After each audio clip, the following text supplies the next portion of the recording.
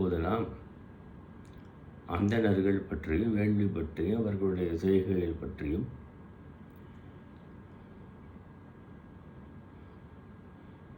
பத்துப்பாட்டு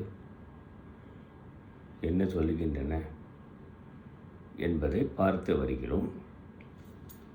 அதில் இப்போ நம்ம மதுரை காஞ்சிங்கிறது மிகப்பெரிய நூல். பல அடிகளை கொண்டது. மதுரை காஞ்சி தான் பெருசு. இதில் நெடும்பாடல் ஆசிரியப்பாவோடு அமைந்தது. அந்த மதுரை காஞ்சியை பாடினவர் மாங்குடி மருதனார் என்ற புலவர். யாரை பாடியிருக்கார்? தலையாலங்கானத்தை செருவென்ற பாண்டியன். தலையாலங்கானங்கிற இடத்துல பாண்டிய மன்னன், செருன்னா போர்க்களம், போர்க்களத்தில் 7 மன்னர்களை புறம் கண்டு வெற்றி வாகை சூடினான். தலையால் செருவென்ற பாண்டியன் மன்னர்களை போர்க்களத்தில் வெற்றி வாகை சூட்டினான்.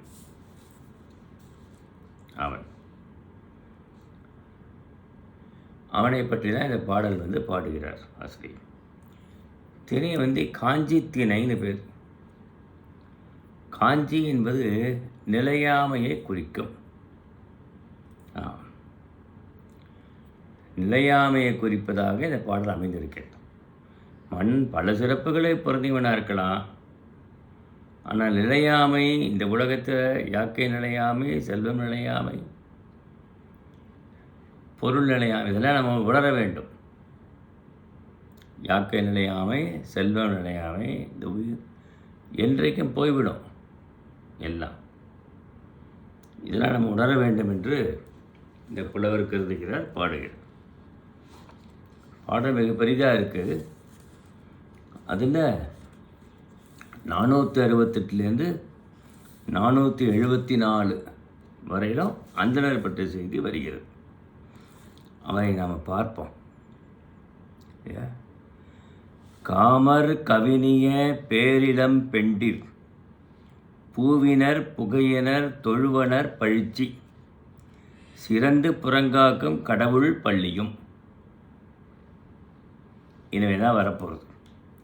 சிறந்த வேதம் விளங்க பாடி விழுச்சீர் எழுதிய ஒழுக்கமுடு புணர்ந்து நிலமவர் வையத்து தாம் ஒருதாமாகி உயர்நிலை உலகம் இவனென்று எய்தும் அறநறி பிழையா அன்புடை நெஞ்சின் பெரியோர் மேய் இனதின் உரையும் குன்று குகின்றன அந்தணர் பள்ளியும் என்று இந்த பாடலில் சொல்லுகிறார் ஆசிரியர் என்பதை நாம் பார்க்கிறோம். இதனுடைய பொருள் என்ன?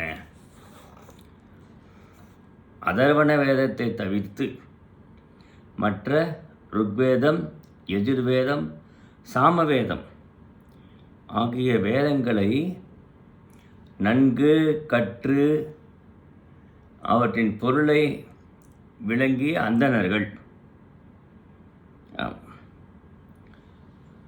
அதோடு இல்லை, அந்த வேதத்தில் சொன்ன ஒழுக்கப்படி வாழ்ந்து வந்தனர். நல்ல ஒழுக்கத்தை மேற்கொண்டு வாழ்ந்து வந்தனர். 4 வகைப்பட்ட நிலம் என்று சொல்லுகிறோம் இல்லையா? 4 வகைப்பட்ட நிலம்: குறிஞ்சி நிலம், முல்லை நிலம், மருத நிலம், நெய்தல் நிலம். இது 4 வகைப்பட்ட நிலம். ஒன்றான இறைவர் தாங்களே ஆகி உயர்ந்த நிலையை உடைய வீட்டுலகத்தை இவ்வுலகத்தில் இருந்தபடியே சேரும். இந்த உலகத்தில் இருந்தபடியே இருந்து வீட்டுலகத்தை அடைவதற்கான நெறியை அவர்கள் நாடுகிறார்கள். வீட்டுலகனா மோட்சம். அறத்தின் வழியில் நின்று ஒரு நாளும் தப்பாமல் பல உயிர்களிடத்தும் பறந்து செல்லும் அருள் நிரம்பிய நெஞ்சினை உடையவர். எல்லா உயிரிடத்தும் அன்பு செய்பவர்கள் தான் அவர்கள். ஆமாம். பொருந்தி இன்புற்று வாழும் மலையை உள்வேலியாக செய்து இருப்பிடமாகியதை போன்ற அந்தணர் இருப்பிடம். ஆம், இந்த மலைப்பகுதி அங்கு அவர்கள் ஒரு பகுதியில் இருக்கிறார்கள். மதுரையில் ஒரு பகுதி. அங்கு இன்புற்று தங்களுடைய ஒழுக்க நெறி வழுவாமல் வாழ்ந்து வருகிறார்கள் என்று பார்க்கிறோம். உயர்ந்த வீட்டு இவ்வளவு நின்ற இவ்வுலகத்திலிருந்தே சேர்க்கணும். வீட்டு உலகத்துக்கு உள்ள வழி இம்மைக்கு மறுமை சொல்கிறோம் இல்லையா? இம்மை மறுமை. அறவழி ஒரு காலமும் தப்பாதவர். ஒரு நாள் கூட அறவழியிலிருந்து தப்பாமல் வாழ்க்கை நடத்துபவர்கள். பல உயிர்களிடத்தும் அருள் நெஞ்சம் உடையவர்கள்.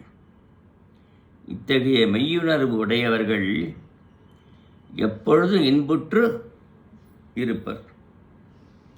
அந்தணர். அந்தணரின் மலையை உள்வெளியாய் வாங்கி இருப்பிடம் அமைத்ததை போன்ற இருப்பிடம் விளங்கியது என்று இந்த இதில் ஆசிரியர் கூறார். சீரிய தலைமை மேற்கொண்டு மறைகள் அற்ப சுருதி வாக்கியம், பிரபல சுருதி வாக்கியம் 2 உண்டு. அதில் பிரபலமாக இருப்பது ருக்வேதம், எதிர்வேதம், சாமவேதம் தான். அதர்வண வேதத்தை ஓதுவார்கள். அதையும் உடையவர்கள் இருக்கிறார்கள். உயரியல் அறிவு. எனவே கரும ஒழுக்கத்தை விட்டு ஞான ஒழுக்கத்தை தலை நின்ற அந்தனர். அவர்கள் 3 வேளை சந்தியானம் செய்தனும், வேள்வி செய்யணும், அதெல்லாம் செய்து வருகிறார்கள். ஞான வழியும் ஆராய்ந்து பார்த்து அதிலேயும் தலை இருக்கணும் நினைப்பவர்கள். ஆமாம். விழிச்சீர் ஒழுக்கமுடு, அதில் விழிச்சீர் ஒழுக்கம் என்று மாங்குடி மருதர் சொல்லுகிறார். ஆமாம். வேதத்தை எக்காலத்திலும் பார்ப்பவர்கள், வேதப்படியே நடப்பவர்கள் தான். மரப்பினும் ஓத்து கொடலாகும் பார்ப்பான் பிறப்பொழுக்கும் குன்றக்கெடும் என்று திருக்குறளில் வள்ளுவர் பார்ப்பான் சொல்லக்கூடிய அந்தணர்களை பற்றி மிக தெளிவாக கூறியிருக்கிறார் இல்லையா?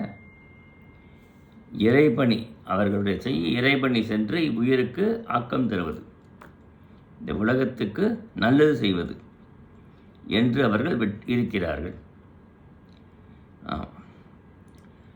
அதாவது இம்மை மறுமை தான் வீட்டுலகம். பிரம்மம் தாங்களேயாய் என்று அவர் அகம் பிரம்மாஸ்மி சொல்கிறது தான் அந்த இது. அகம் பிரம்மாஸ்மி ஓங்காரதத்தை, ஓம் என்ற பிரணவெழுத்தை ஓதுதல். யாகங்களையும் செய்வது என்பது இதான். இந்த பாடலில் அந்தணர்கள் வாழ்கின்ற இடங்கள் எப்படி இருக்குது என்பதை பற்றி சொல்கிறார் மதுரையில். அதுக்கப்புறம் இதே மதுரை காஞ்சியில் 655லேருந்து 656 வரைக்கும் இப்படி தான் சொல்லப்படுறது. அந்தணர்கள் பற்றிய சிறப்புலாம் சொல்கிறது போல் சொல்கிறார். 655, 656 2 வரியில். அதில் என்ன சொல்லப்பட்ட செய்திகள் என்ன என்பதை நாம் பார்ப்போம். 656.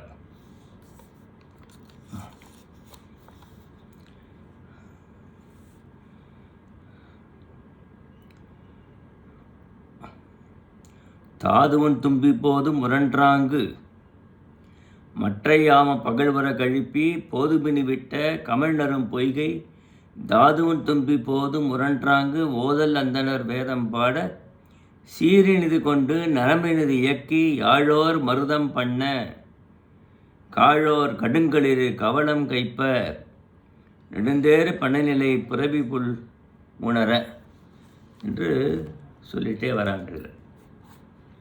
அதை நான் பார்க்குறேங்க. இல்லையா? 655 656 2-3 வரியில் அந்தணர்கள் பற்றிய செய்தி வருவதை நாம் பார்க்கிறோம். என்ன சொல்கிறார் ஆசிரியர்?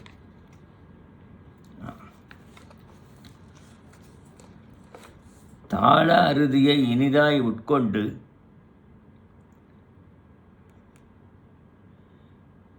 அவர்கள் எப்படிங்கிறது சொல்கிறார். யாழ் மருத நிலத்தோடு நரம்பை இனிதாக தெரிந்து யாழோர் மருதப்பண்ணை இசைக்க, மருதப்பண்ணை இசைக்கிறார்கள் யாழில் இல்லையா? குத்துக்கோர்க்காரர் கடிய களிற்றை உணவு உண்ணும்படி செய்கிறார்கள். இசைத்து களிர்களுக்கு உணவு கொடுக்கிறார்கள். குதிரைகள் புல்லாகிய உணவை உட்கொள்ளுகிறது. ஆமாம், இப்படிலாம் இருக்குது அந்த இடம். அங்கே மலர்கள் தலை அவிழ்ந்த மனம் வீசும் நறுமணப் பொய்கையில், பெரிய நறுமணப் பொய்கை, தாதை உண்ணும் வண்டுகள மலர்களில் பாடியதை போன்று வேதம் போதும் தொழிலையுடைய அந்தனர். அப்போதைக்கு ஓதுவதற்கு வேதத்தை பாடினர். என்ன சொல்கிறார்? பொய்கைகளில் வண்டுகள் பூவில் படிந்து அதன் தேனை உண்டுகின்றன. அதுபோல வண்டுகள் பாடுவது போல அந்தணர்கள் வைகரை பொழுதில் விடியற்கால வேளையில் வேதம் போதுகின்றனர். வண்டு ரீங்காரம் செய்வது போல அவருடைய ஒலிக்குறிப்பு அமைகிறது. ஆம், பொய்கை என்பதுன்னா நச்சினார்க்கணியர் சொல்கிற பொய்கைன்னா இயற்கையான அமைந்த நீர்நிலை. செயற்கையாக அமைக்கிறது குளம் இல்லை, இயற்கையாகவே நீர்நிலை ஆனால் பொய்கை என்று பெயர். அதான் அந்த நீர்நிலை இருக்க வேணும். அந்தணர்களுக்கு காலையில் போய் நீராடணும், சந்தியாவந்தனம் முதலிய செய்வதற்கு இல்லையா? இப்படி வண்டுகள் எப்படி ரீங்காரம் செய்கிறதோ அதுபோல் வேதத்தை முழங்குகிறார்கள் என்று இந்த பாடலில் ஆசிரியர் அந்தணர்களை பற்றிய செய்தியை கூறுவதை நாம் பார்க்கிறோம். அதன் பிறகு பார்த்தோம். அதுக்கப்புறம் குறிஞ்சி பாட்டு என்று ஒன்று. குறிஞ்சி பாட்டு, இந்த குறிஞ்சி பாட்டில் குறிஞ்சி நிலத்தை பற்றி வர பாட்டு தான் அது குறிஞ்சி பாட்டு. குறிஞ்சி நிலம்ங்கிறது என்ன? மலையை சார்ந்த இடம். அங்கே என்னென்ன இருக்குது அப்படிங்கிறது சொல்லிட்டு வர்றார். அதில் 225வது பாடல். பாடலில் 225.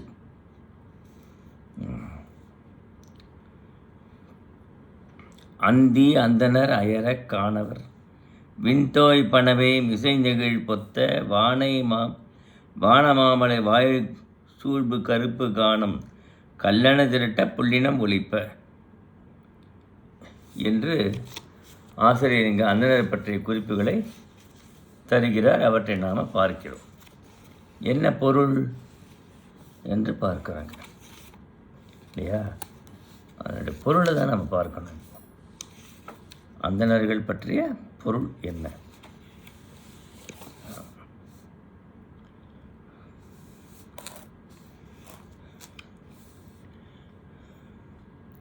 கதிரவன் என்ன செய்கிறான? காலை நேரத்தில் ஞாயிறு 7 குதிரைகள் பூட்டப்பட்ட தேரினை அருகன் என்பவன் ஓட்ட அதிலே பவனி வருகிற காலையில் சூரியன் வருகிறார். ஆமாம், பல கதிர்களுடைய ஞாயிறு மேலை மலையை காலையில் எழுந்து மாலையில் மறைகிறது. ஆமாம், மான் கூட்டம் இருக்கே மரத்தடியில் அங்கே நிற்கிறது. மான்களெல்லாம் மேய்ந்து விட்டு மாலை நேரத்தில் கூட்டமாக மர நிழலில் இருக்கிறது. மாலை நேரம் விட்டது இல்லையா? அதனால் தம் கன்றுகளை அழைக்கும் குரலையுடையவை. பசுவோட கூட்டம் பசு மான்களை மேய்ச்சலை விட்டு அங்கே வந்து தன்னுடைய கன்றுகளை அழைத்து பால் கொடுக்கிறது. ஆமாம். ஓசையுடைய வளைந்த வாயுடைய அன்றிற் பறவை உயரம் பெரிய பனையன்கண் உள்ள மடலிலே இருந்து தன் பெடையை அழைக்கிறது. அன்றில் பறவை தன் பெடையை அழைக்கிறது. ஆமாம். பாம்பு தான் மெய்தற் பொருட்டு தாம் பால் உள்ள மாணிக்கத்தை உமிழான் இருக்கிறது. இரவு நேரம் வந்ததுனால பாம்பு வந்து தன்கிட்ட இருக்கிற மாணிக்கத்தை கக்கி அந்த வெளிச்சத்தில் இறை தேடுகிறது. பலவாக இடங்கள் தோறும் இடையர்கள் ஆம்பளன் பண்ணை இனிய குரலாக வாசிக்கிறார்கள். ஆமாம். அழகிய இதழ்கள் தலை அவிழ்கிறது. செல்வம் நிறைந்த இல்லங்களில் மகளிர்கள் எல்லாரும் விளக்கை ஏற்றி வழிபாடு செய்கிறார்கள். சாயங்காலம் வேளை விளக்கை ஏற்றுகிறார்கள். ஆனால் அந்தணர்கள் என்ன செய்கிறார்கள்? தம் அந்திக்கடனை ஆற்ற அந்தணர்கள் அக்காற்றிடத்திலே வாழ்வோர் வானத்தை தீண்டுகின்ற தம் பலனிடத்திலே தீக்கடை கோலாலே நெருப்பினை தோற்றா நிற்கவும். சந்தியாதனம் பண்ணி முடிச்சுட்டு தீக்கடை கோல் இருக்குது. அந்த கோலில் தான் நெருப்பை தோற்றுவிக்கிறது. தோற்று அக்னி காரியம் செய்வது, யாகம் செய்வதற்கு. ஆமாம். இங்கே கூட இங்கே இந்த பெருமாள் வேணுகோபால சுவாமி கோவிலில் கும்பாபிஷேகம் நடந்தது. அப்பொழுது இந்த பண்டிதர்கள் எல்லாரும் தீக்கடை கோலை வச்சு தான் நெருப்பை சேர்த்ததை நான் பார்த்தேன். அதில் நெருப்பு உண்டாக்கி தான் யாகம் வளர்க்கிறார்கள் என்பதை பார்த்து, அப்படி தீக்கடை கோல்லேருந்து நெருப்பை உண்டாக்கி அவர்கள் யாகம் செய்கிறார்கள் அந்தணர்கள் அந்தி நேரத்திலே என்று பார்க்கிறோம். வானத்தை தீண்டுகின்ற பலனிடத்திலே கோயிலாலே நெருப்பினை தோற்றா நிற்பவும். ஆமாம். இப்படி இந்த காடில் முகில்கள்லாம் வான மேகக்கூட்டங்கள் இருக்கு. அப்படி தீக்கடை நெருப்பினை தோற்றி அவர்கள் வழிபாடு செய்கிறார்கள் என்பதை அந்த ஆசிரியர் அழகாக சொல்லுகிறார். விலங்குகள் எல்லாம் மாறி கூப்பிடுகிறது. புள்ளினம் வந்து பறவைகள் ஆரவாரத்தை தன்னுடைய கூடுக்குள்ளே செய்கின்றன. ஆமாம். மாலைக்காலம் வந்து விட்டேன், யார் என்னென்ன செய்கிறார்கள் சொல்லி வரும்பொழுது அந்தணர்களுடைய செயலை ஆசிரியர் இங்கு குறிப்பிடுகிறார். இவ்வாறு மதுரை காஞ்சியிலும் குறிஞ்சிப்பாட்டிலையும் அந்தணர்களுடைய செய்கையை நாம் பார்ப்போம். அந்தணருடைய திறங்கள்லாம் பார்க்கிறோம். வணக்கம், நன்றி.